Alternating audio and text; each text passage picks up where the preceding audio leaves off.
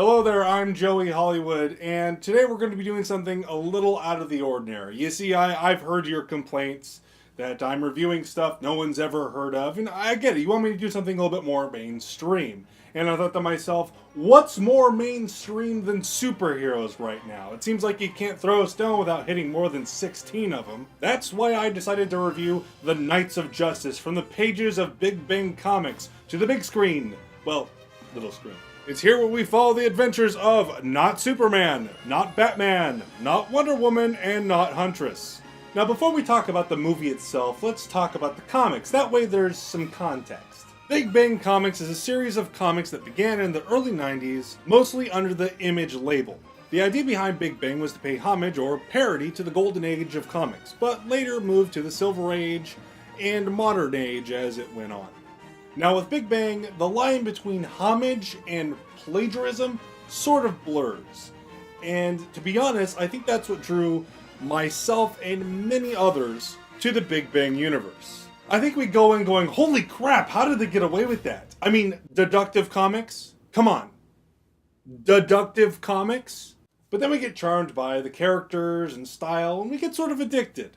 I can honestly say I unironically enjoy these characters. For the most part. But this sort of thing is not uncommon with comic books. Heck, DC and Marvel have made careers out of ripping each other off. And cheap imitations are just inevitable. For every AVGN, you got an irate gamer or a game dude. For every Jeremy Johns, there's an Austin Putman. And for every MST3K, there's a Midnight's Haunted Drive-In. Ultiman is basically the Superman of the Big Bang universe. He's the ultimate human being. Lieutenant Chris Kelly was an astronaut aboard the Gemini space capsule, which was struck by a radioactive meteor. Instead of killing him, he absorbed the radiation, which gave him ulti-powers. The only drawback is he has to recharge himself using ulti-uranium. He's sort of like a human battery. If you're interested in this character, I recommend checking out the Ultiman Ultimate Collection. Thundergirl is a mix between Wonder Woman and Captain Marvel. No, not that one. The real Captain Marvel. Yeah, no, I don't care what you have to say. I'd sooner die than call Billy Baxton Shazam. I don't actually have this one myself, but there's a collection of Thundergirl comics all grouped together called the Thundergirl Digest. And then we got the Blitz, who's basically the Flash, and Beacon, who's sort of got a Green Lantern thing going on. But my personal favorite is the Night Watchman and his faithful ward, Kid Galahad, as they battle a colorful array of villains like the Quizmaster, Grandfather Clock, and the Pink Flamingo. Pulp 2.0 has a collection of Night Watchman stories available called The Night Watchman Golden Age, and I would recommend that if you're interested. And they've also hinted at a Silver Age collection, and I'm personally really interested to hear more about that. But I would highly recommend picking up a copy of Night Watchman Graveyard Shift. It's an homage to the Frank Miller Dark Knight Returns, and I really like its story and some of its art.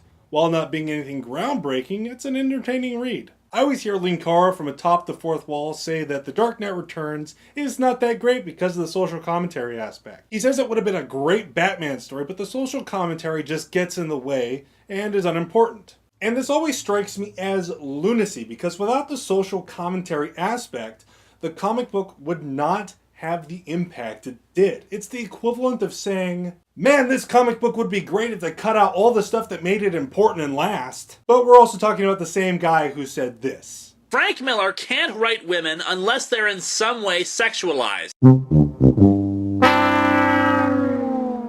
So perhaps this is the Batman story Lewis has been looking for. It's very Dark Knight Returns inspired, with the Night Watchman returning to the role after many years of retirement, and any amount of social commentary is pretty much non-existent. If you're interested in Big Bang Comics, I recommend visiting their website for more information on them or their characters. I honestly hope it consumes you the same way it did me.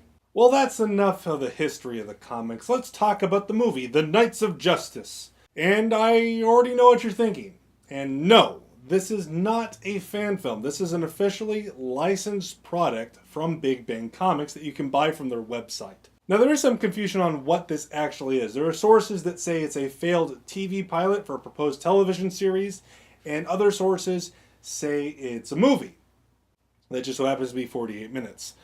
I was always under the impression that it was a movie Actually, the reason why I even know about this movie is because it was filmed very close to where I live, and I know many of the people who were involved in making it.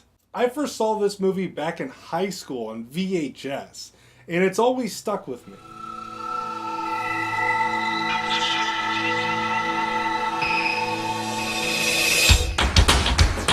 God, you gotta love that classic Knights of Justice theme song.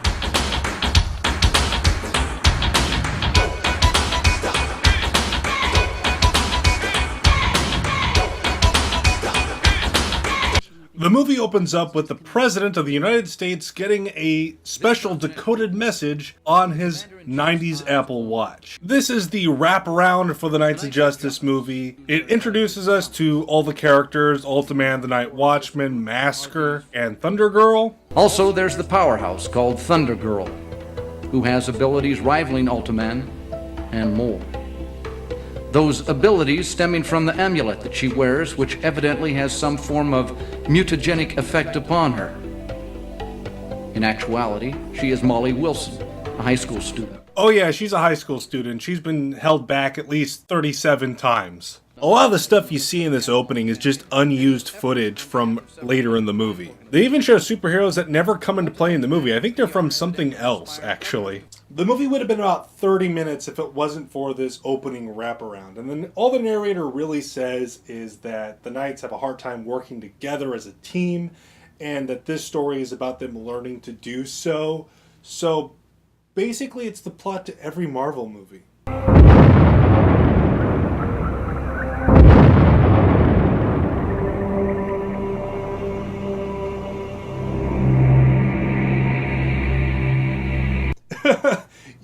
Don't worry, guys. They'll never know this is stock footage.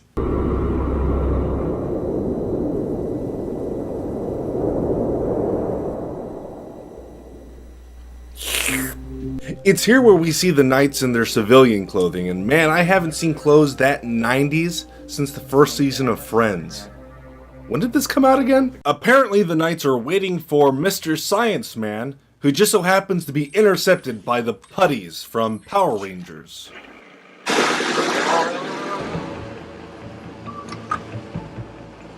I love that he just gets out of his car and starts running. Like, he could totally just drive through the orange field, but he's like, nah, I'm gonna throw him for a loop. I'm gonna run really slowly on foot. That'll throw him off. And it's here where we see the main villain of our program, Cortex. And he's driving such a sensible vehicle. I just love that the bad guys are in a mom van. Over here. And they chase him to the miniature golf course I used to go to as a kid, which just so happens to be where the Knights of Justice just hang out. It's then the Knights spring into action, shred their civilian clothing, and... is that a fake mustache? Superman has his glasses, Ultiman has a rockin' stash.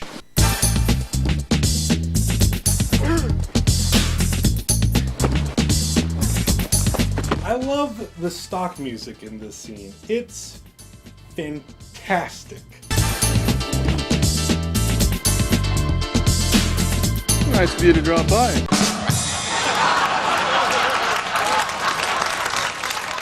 Just when it seems like the Knights have the upper hand, Cortex uses the plot device gun, which immobilizes Ultiman and Thundergirl.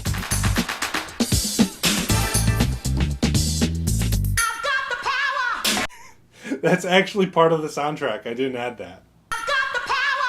After a thrilling battle that probably lasted longer than it should have, Cortex and his putties retreat, leaving behind Science Man and the MacGuffin they were after the whole time.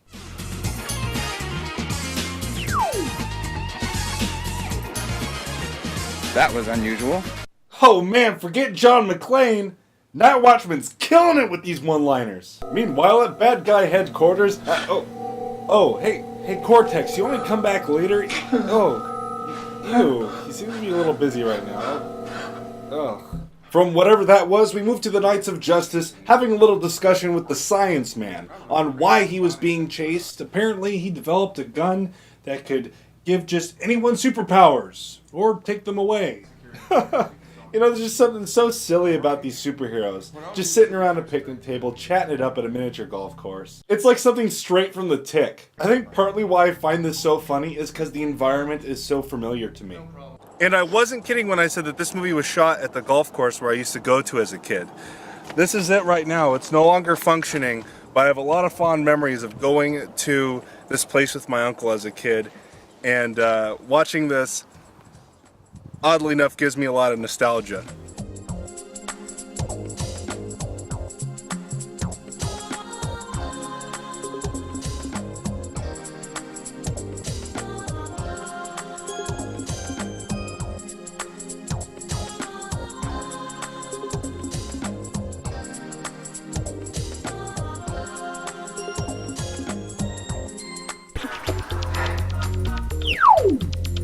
Well, if I'd known you'd wanted visitors, I'd have thrown a party.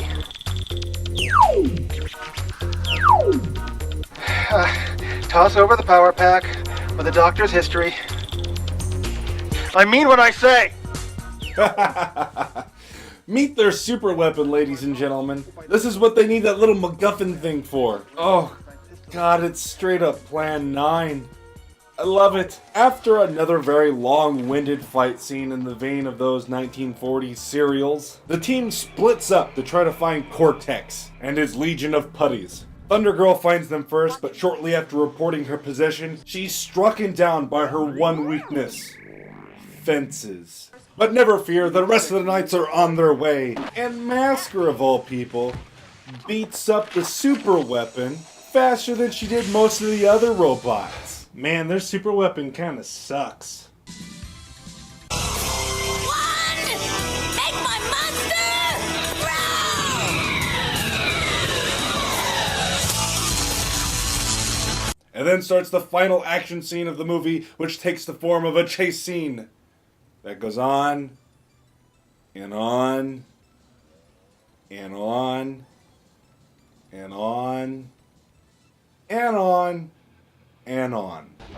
And the moment Ultiman arrives, the scene takes an amazing turn that you just have to see to believe.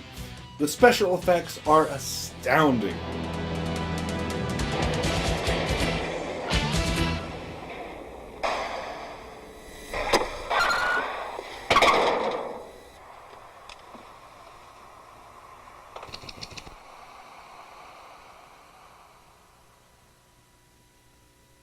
Don't move. You could scratch yourself on something sharp. Don't get too satisfied, Watchman. You might have gotten back the power pack, but you haven't gotten me. Really? Really. Transfer. And it exploded. And after Cortex explodes and transfers his consciousness into another robot version of him, our heroes relax by playing a game of table soccer. And then the narrator says they learn to work together. Whatever. I highly recommend picking up this movie on DVD. Like I said before, you can get it from the Big Bang Comics website for $20. You'll have to email the distributor saying that you want a copy, and when you do that, tell them Joey Hollywood sent you. The DVD comes with the 48-minute movie, the trailer, and a behind-the-scenes photo gallery. It comes in a slim case, and my copy is autographed by some of the cast and crew who just happened to be at a convention where I picked it up. Now, like I said before, I do know some of the people involved in the making of this movie, and I just want to say that I'm not being paid to promote or sell this product. I actually legitimately just want this movie to get a wider audience. I want this to be the next Cool Cat, and I encourage my fellow YouTube movie reviewers to check it out themselves and make their own reviews. Hey, maybe they'll make enough money that they'll make a sequel, or better yet, a cinematic universe. In conclusion, I really enjoy The Knights of Justice. You could say it's a guilty pleasure, but I don't necessarily feel guilty for enjoying it. I recommend you pick up your copy today. Thank you for watching. I'm Joey Hollywood, and I'll see you next time, in whatever video that might be.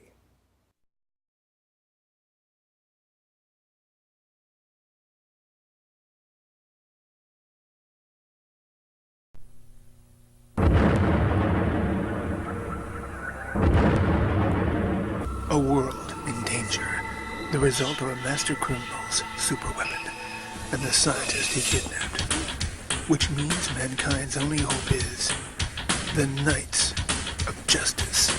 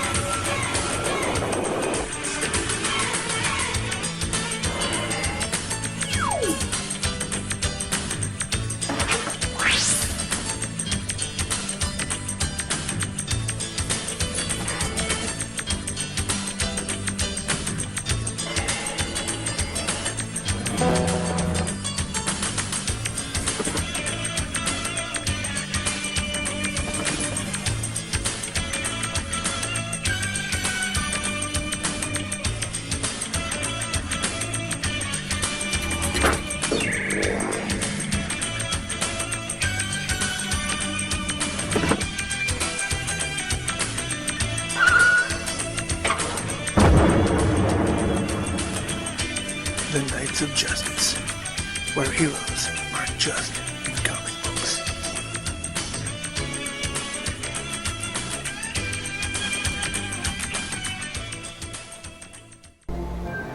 Not a good sign. Maybe there's trouble.